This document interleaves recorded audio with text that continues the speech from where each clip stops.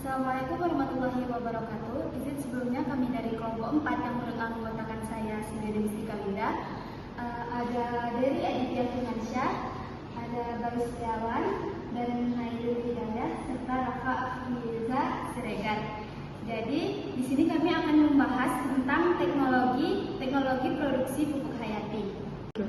Jadi saya akan menjelaskan tentang pupuk hayati. Jadi pupuk hayati ini adalah pupuk yang mengandung mikroorganisme hidup yang dapat membantu dalam meningkatkan kesuburan tanah dan mendukung pertumbuhan tanaman secara alami. Jadi berbeda dengan pupuk kimia, pupuk hayati ini bekerja dengan membantu proses alami di dalam tanah seperti meningkatkan penyerapan unsur hara, fosfor, nitrogen, dan kalium. Jadi penggunaan pupuk hayati ini menjadi penting karena pemakaian pupuk kimia secara berlebihan itu dapat menyebabkan penurunan kualitas tanah, pencemaran lingkungan, dan berkurangnya mikroorganisme yang baik di dalam tanah. Jadi oleh karena itu pupuk hayati ini dikembangkan sebagai solusi pertanian yang berkelanjutan yang lebih ramah lingkungan. Jadi pada slide ini juga dijelaskan beberapa keunggulan pupuk hayati, yaitu yang pertama mengandung mikroorganisme hidup, yang kedua efek jangka panjang, dan yang ketiga itu dapat meningkatkan hasil panen.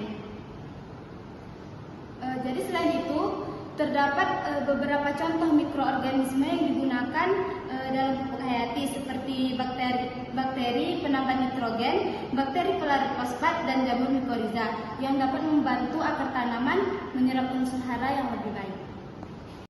Selanjutnya di sini ada teknologi isolasi mikroorganisme dan teknologi kultur dan perbanyakan mikroba yang akan dijelaskan oleh Nailil. Kepadanya silakan.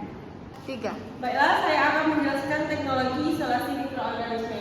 Isolasi mikroorganisme adalah proses pemisahan dan pemilihan mikroba bermanfaat dari tanah atau akar tanaman atau dizoosfer untuk bahan pupuk hayati dengan cara yaitu yang pertama mengambil sampel tanah atau atmosfer. Yang kedua yaitu pemisahan mikroba yang bermanfaat. Yang ketiga seleksi mikroba yang unggul. Yang keempat identifikasi mikroorganisme. Contoh-contoh mikroba yang digunakan yang pertama yaitu ada Rhizobium, yang kedua ada Azotobacter, yang ketiga Azospirillum, yang keempat Bacillus, yang kelima Mycorrhiza. Selanjutnya yaitu teknologi kultur dan perbanyakan mikroba. Kultur dan perbanyakan mikroba adalah proses memperbanyak jumlah mikroorganisme bermanfaat agar dapat digunakan dalam produksi pupuk hayati skala besar. Yang pertama yaitu teknik pembiakan mikroba. Mikroba diperbanyak dalam kondisi steril. Yang kedua dilakukan di laboratorium menggunakan alat dan media khusus. Tujuan dari teknik pembiakan mikroba ini yaitu untuk menghasilkan populasi mikroba yang tinggi dan aktif. Yang kedua yaitu media pertumbuhan mikroba. Media yang digunakan sebagai sumber makanan mikroba yang pertama yaitu molase, yang kedua air kelapa, yang ketiga ekstrak ragi, yang keempat dedak, yang kelima kompos cair. Yang ketiga yaitu fermentasi mikroba. Fermentasi mikroba adalah proses mengembangbiakan mikroba dalam media tertentu agar jumlahnya meningkat. Faktor yang mempengaruhi pertumbuhan mikroba yang pertama yaitu suhu, yang kedua pH, yang ketiga oksigen, yang keempat nutrisi. Jenis fermentasi yaitu terbagi menjadi dua yaitu fermentasi cair dan fermentasi padat. Yang pertama yaitu fermentasi cair, yang dimana mikroba dikembangkan dalam media cair menggunakan tangki fermentasi atau bioreaktor. Yang kedua yaitu fermentasi padat, yang dimana pada fermentasi padat ini menggunakan bahan padat seperti dedak, kompos atau serbuk gergaji, mikroba yang tumbuh pada permukaan bahan organik tersebut. Sekian yang dapat saya sampaikan, saya kembalikan kepada moderator. Pembahasan selanjutnya akan dijelaskan oleh Rafa. Kepada Rafa disilakan. Baiklah, itu ada yang jangka yaitu teknologi fermentasi. Teknologi fermentasi terbagi menjadi dua, yaitu fermentasi cair dan fermentasi padat. Adapun alur fermentasi cair yaitu persiapan media cair, kemudian sirkulasi mikroba, itu fermentasi dalam bioreaktor, kemudian ada hasil dari fermentasi atau larutan mikroba, kemudian ada siap diformulasikan menjadi pupuk hayati. Habis itu ada fermentasi padat. alur dari fermentasi padat itu ada persiapan bahan padat seperti inkulasi mikroba pada bahan, fermentasi inkubasi, hasil fermentasi padat, pemasan mikroba dan disiapkan diformulasikan menjadi pupuk hayati. Kemudian selanjutnya ada teknologi formulasi pupuk hayati. Adapun terjadinya proses formulasi yaitu satu mikroba hasil fermentasi, yang kedua pencampuran dengan bahan pembawa atau karir, yang ketiga ada homogenisasi atau pencampuran merata, yang keempat ada merata produk pupuk hayati siap dikemas. Yang kedelapan yaitu teknologi pengemasan dan penyimpanan. Pengemasan dan penyimpanan yang sangat tepat penting untuk menjaga viabilitas mikroba agar pupuk hayati tetap efektif sampai digunakan. Adapun teknik pengemasan sterilnya yaitu produk pupuk hayati hasil fermentasi disiapkan dikemas.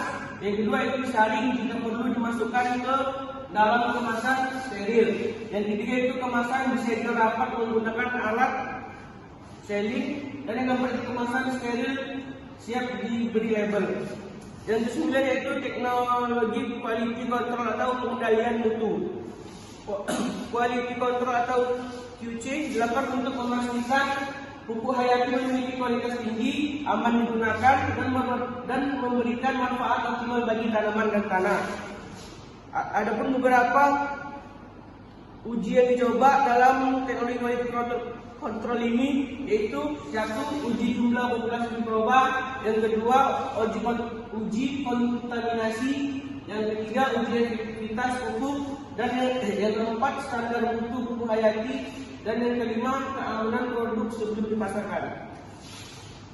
Mempresentasikan PPT itu, adapun PPT itu pada slide teknologi aplikasi pupuk hayati dan inovasi teknologi pupuk hayati modern. Nah, kita masuk pada yang pertama terlebih dahulu. Nah, kita masuk pertama adalah bagaimana cara aplikasi dari pupuk hayati. Nah, untuk cara aplikasinya itu ada berbagai macam cara aplikasi dari pupuk hayati. Yang pertama itu adalah kita dapat melakukan dengan perendaman benih. Nah, untuk perendaman benih itu kita dapat melakukannya itu selama 15 sampai 30 menit. Nah, kemudian kita dapat melakukannya itu secara penyemprotan daun. Di sini kita menggunakan trap sprayer ataupun handshake untuk menyemprot pada daunnya. Nah, kemudian kita bisa juga melakukan aplikasi ke tanah langsung. Nah, kita mencampurkannya pada saat kita letakkan di tilam, kita bisa mencampurkan dengan pupuk hayati. Kemudian kita juga bisa mencampurkan pupuk hayati ini dengan kompos. Nah, sebelum pengaplikasian pupuk hayati dan kompos kita bisa digabungkan adalah pupuk hayati ini dengan kompos sebelum diaplikasikan ke lahan. Nah, kemudian faktor-faktor apa saja sih faktor-faktor keberhasilan aplikasi itu? Pertama ada jenis tanaman. Nah, kita harus mengetahui dulu jenis tanaman apa yang kita gunakan sehingga mikroba yang digunakan itu tepat. Kemudian ada kondisi tanahnya, apakah tanah itu subur ataupun tanah itu kurang subur. Nah, kemudian ada kelembapan. Di situ kelembapannya tanah itu dalam kondisi lembab ataupun tidak. Kemudian ada dosis aplikasi. Nah, itu dosis aplikasi ini kita harus mengetahui dulu apakah tanaman itu sesuai dengan dosis aplikasinya. Kemudian ada waktu aplikasi. Nah, untuk aplikasi pupuk hayati sendiri tentunya memiliki waktu-waktu untuk mengaplikasinya. Nah, kemudian ada untuk inovasi teknologi pupuk hayati modern. Nah, pertama itu adalah kemudian itu adalah biofertilizer otomatis. Nah, di sini biofertilizer otomatis itu memiliki kelebihan dalam produktivitas yang tinggi, lebih hemat waktu dan tenaga, dan untuk kegiatannya itu lebih singkat. Nah, kemudian ada nano biofertilizer. Nah, untuk nano biofertilizer ini kita untuk efektivitasnya itu lebih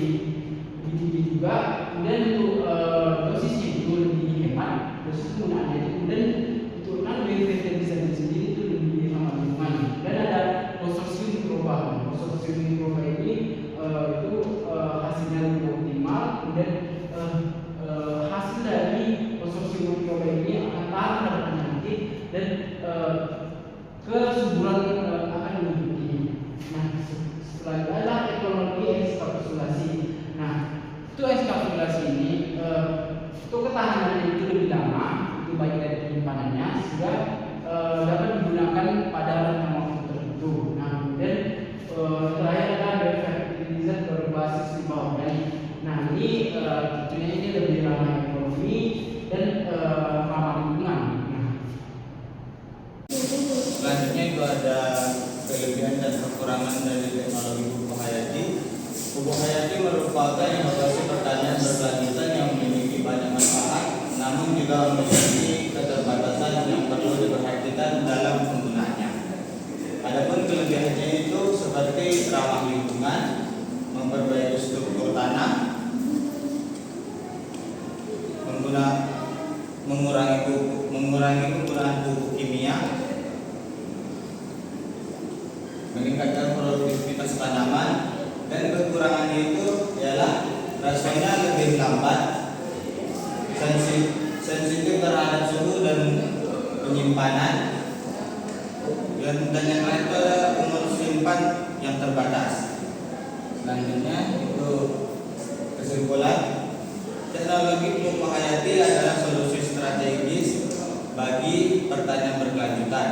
Dengan memanfaatkan mikroorganisme menguntungkan, teknologi ini mampu memulihkan kesuburan tanah secara alami sekaligus menjadi alternatif pengganti pupuk kimia secara bertahap demi menjaga kelestarian lingkungan.